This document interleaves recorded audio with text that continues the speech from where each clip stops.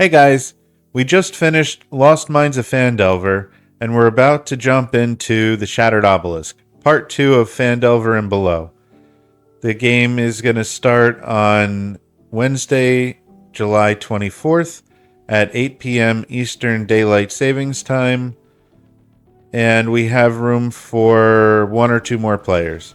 So if you're interested in joining one of our games, this is a great time to do so, as the things that happen in Lost Mines of Phandelver are not required to enjoy the Shattered Obelisk portion of Phandelver and Below. So I hope to see you there.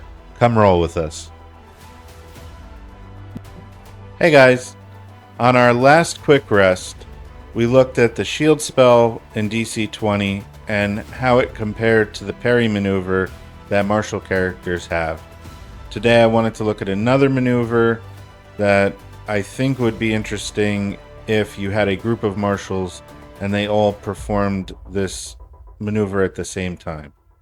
At the end of the shield video, I also put forth the idea of what if multiple martial characters used the parry ability at the same time, and this would be similar to that. So that maneuver is Raise Shield, which we see has a requiring you're wielding a shield, a trigger of when a creature you can see within one space, including yourself, is targeted by an attack against its physical defense, and as a reaction, you can spend one action point to reduce the damage against the target by an amount equal to your shield's physical defense bonus. So the idea that I got when I looked at this ability is like Spartans with their shield wall, where you have two or three martial characters all within one space of each other. One of them gets targeted by an attack, and they all spend an action point to raise shield, protecting that ally who is being targeted by the attack. In my mind, that's a really cool image, and in practice, if all of those characters were wielding heavy shields, you would be reducing the incoming damage by 6 in that instance, if it was 3 characters with heavy shields.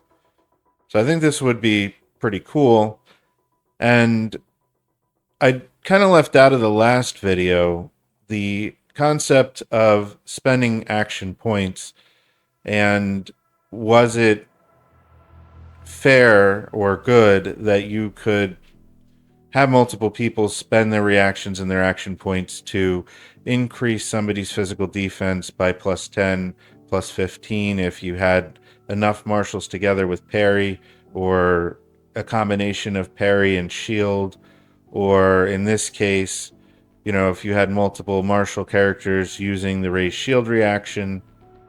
And the simple answer, I think, is it's perfectly balanced in DC 20. And the reason is that when you spend those action points as reactions, you are getting a powerful benefit out of it. But when your turn comes back around, you are having less action points for your turn.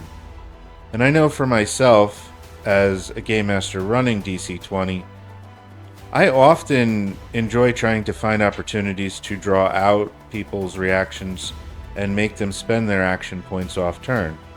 So I think monsters would probably have that same tactic, and that's why I run them that way. But I think it is very balanced because you get your 4 action points and you can spend them however you want. Having 3 marshals all use raised shield to protect one ally from an attack, I think that's really cool. It's awesome that DC 20 allows for that, and at the same time it still remains extremely balanced because you have those action points and you spend them wherever you feel it's best to spend them. So with that, thank you for rolling with us, and we'll catch you on the next one.